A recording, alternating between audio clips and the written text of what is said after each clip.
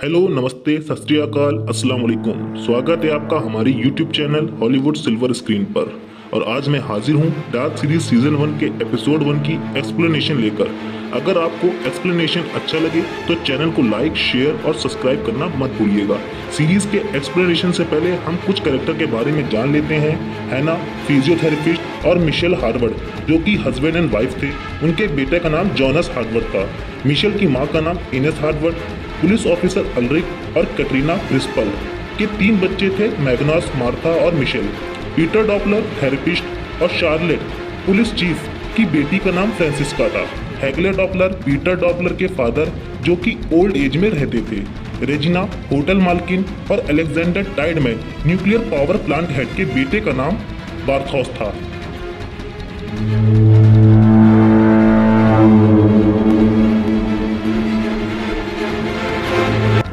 Starting में हमें एक बॉक्स दिखाया जाता है और हमें एक आवाज आती है जिसमें हमें बताया जाता है कि जैसा कि हमको लगता है कि टाइम लीनियर है, लेकिन ऐसा नहीं होता। Past, present and future linearly connect नहीं होते। यह सिर्फ एक इल्यूजन होता है। यस्टरडे, टुडे और टुमारो एक सर्कल में कनेक्ट होते हैं जो कि आपस में कनेक्टेड होते हैं। अब हमें 21 जून 2019 का दिन दिखाया जाता है, जहां पर माइकल हार्वर्ड एक लेटर को सील करता है और फांसी लगा लेता है। उस लेटर में लिखा होता है, इस लेटर को 4 नवंबर 22:13 से पहले ना खोला जाए। अब हमें 4 नवंबर 2019 की सुबह दिखाई जाती है, जहां पर जॉनस को एक बुरा सपना आने की वजह से उसकी नींद खुल जाती है और वह अपनी पिल्स लेता है और अपनी मॉम को बुलाता है। उसकी मॉम का चक्कर अल्रिक से चल रहा था और अल्रिक विंडो के रास्ते बाहर चला जाता है। जॉनस अपने थेरेपिस्ट पीटर डॉपलर से मिलने जाता है और रास्ते में देखता है जहां पर एक बच्चा एरिक के मिसिंग होने का पोस्टर लगा था। जॉनस अपने फादर के चले जाने के बाद से काफी डिस्टर्ब था। उसके थेरेपिस्ट उसे बताते हैं कि 2 महीने के सेशन में उसने काफी इम्प्रूव किया है। तब जॉनस उन्हें बताता है कि उसे अब भी अपने फादर दिखाई देते हैं और वो जानना चाहता है कि उन्होंने ऐसा क्यों किया और उनके लिए कोई एक्सप्लेनेशन क्यों नहीं छोड़ा। यहाँ पर हम समझ सकते हैं कि मैकल ने एक लेटर छोड़ा था, लेकिन उसके बारे में जॉनस को नहीं पता था और इस वक्त वो लेटर माइकल की माँ एनेस के पास था, जिसे खोलने का इंतजार वो कर रही थी। अब हमें दिखाया जाता है कि अल्रिक अपने घर पहुंच चुका था और उसकी वाइफ कैटरीना ब्रेकफास्ट बना रही थी, जहां पर उनका एक बच्चा मैग्नस अपनी हुडी ढूंढ रहा था। मार्था भूख हड़ताल की थी और माइकल मैजिशियन की कॉस्ट्यूम पहनकर अल्रिक को मैजिक दिखा रहा था। वह बड़ा होकर मैजिशियन बनना चाहता था। जॉनस 2 महीने बाद स्कूल जाता है, जहां पर वह अपने बेस्ट फ्रेंड बार्थोस से मिलता है। वहां पर मार्था भी आती है, जो बार्थोस की गर्लफ्रेंड थी, जिससे जॉनस अपसेट होता है क्योंकि शायद पहले उसके बीच में कोई इक्वेशन थी। मैग्नस स्कूल के बैकयार्ड में ड्रग ले रहा था, तभी वहां पर फ्रांसिस्का आती है और एक कष्ट लगाकर कहती है कि इसकी क्वालिटी अच्छी नहीं है। अब हमें पुलिस चीफ शार्लेट डॉपलर और पुलिस ऑफिसर अल्रिक को देखते हैं, जो एरिक के पेरेंट्स को शांत कराने की कोशिश करते हैं।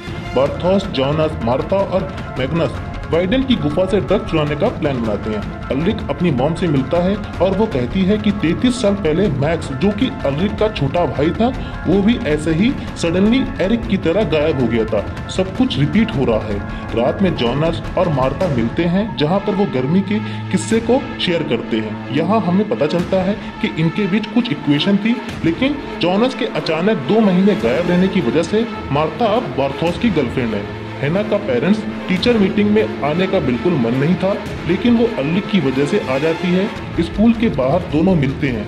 पुलिस चीफ स्कूल के अंदर पेरेंट टीचर मीटिंग में एरिक के केस का बारे में डिस्कस करती है, जहां पर कैटरीना उनसे पूछती है कि हम और क्या क्या ध्यान रख सकते हैं, लेकिन रेजिना को बिल्कुल ये बात पसंद नहीं आती और वो कहती है कि तुम्हें अपने प्रॉब्लम में फोकस करना चाहिए। रेजिना को ये इसलिए पसंद नहीं आता क्योंकि वो एक होटल की मालकिन थी और एक बच्चे के अचानक गायब हो जाने की वजह से वहाँ पर उसके कोई भी गेस्ट नहीं आ रहे थे। सभी बच्चे अपने प्लान के अकॉर्डिंग उस गुफा की तरफ जाते हैं और एरिक के बारे में भी डिस्कस कर रहे होते हैं कि वो कैसे गायब हो गया, उसकी लाश क्यों नहीं मिली। गुफा के बाहर फ्रांसिस्का पहले से होती है और वो पार्थोस का ड्रग्स अपने पास लिए होती है और उससे कहती है कि अगर तुम्हें ये ड्रग्स खरीदना है तो तुम्हें इसको $200 देने होंगे, लेकिन वो उसे छीन लेता है और उसे नीचे गिरा देता है।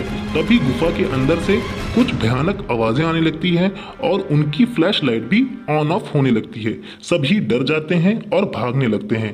इन्हीं सब में जॉनस को उसके पिता दिखाई देते हैं और वो गिर जाते हैं। इन सभी चीजों में माइकल गायब हो जाता है। जैसे ही स्कूल में ये सब बात सबको पता चलती है, सभी पेरेंट्स और पुलिस उस गुफा के पास आते हैं। पेरेंट्स मीटिंग में हेगले कह रहा था कि ये सब दोबारा होने वाला है और अब वो कह रहा था कि बहुत देर हो चुकी है। अब हमें दिखाया जाता है कि एनएस इस लेटर को ओपन करती है और उसे पढ़ती है और बहुत ज्यादा रोने लगती है। पुलिस को उस जंगल में गुफा की तलाश में कुछ नहीं मिलता। शार्लेट का फोन बज रहा है। उसका हस्बैंड पीटर उसे कॉल कर रहा था, लेकिन वो फोन रख देती है यह कहकर कि वो बहुत बिजी है। जंगल में एक लाश मिलती है जिसे देखकर अल्रिक डर जाता है, पर वो उसके बेटे की नहीं थी। उस लाश की आंखें और कान जले होते हैं और एक पुराना वॉकमैन उसके पास पड़ा था जो कि कैसेट से चलता था और पुराने जमाने का था। अब हमें एक कमरा दिखाया जाता है जहां पर हम एरिक को देखते हैं। उसके कान बंधे होते हैं और उस रूम में टीवी होता है। उसके बाद हमें दिखाया जाता है कि एरिक एक चेयर मशीन पर बैठा था और उसके गले में एक धागे से कॉइन लटका था। मशीन ऑन होती है और उसके आंख और कान कवर हो जाते हैं। इसी के साथ डार्क सीरीज सीजन 1 का एपिसोड 1 खत्म हो जाता है। अगर आपको ये एक्सप्लेनेशन अच्छा लगे तो इसको सब्सक्राइब करना मत भूलिएगा। Thank you.